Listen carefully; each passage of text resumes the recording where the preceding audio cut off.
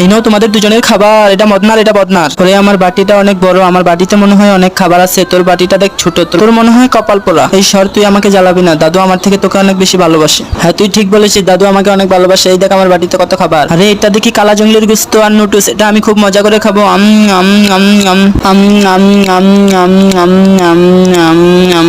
এবার একটু নুডলস খাই, আবার গোস্ত খাই।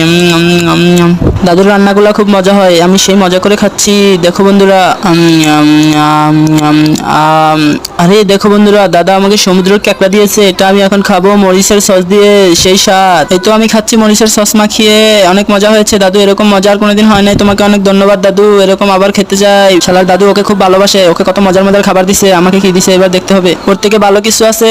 তার আগে তোমরা যদি বাংলাদেশ থেকে হয়ে থাকো লাইক করো, আর ইন্ডিয়া থেকে হলে চ্যানেলটা সাবস্ক্রাইব করো, তোমার দেশের পতাকাটা কমেন্ট বক্সে দিয়ে যাও। আরে দাদু আমাকে স্বর্ণের চেন দিয়েছে, আমি তো একদিনই বড়লোক হয়ে গেছি।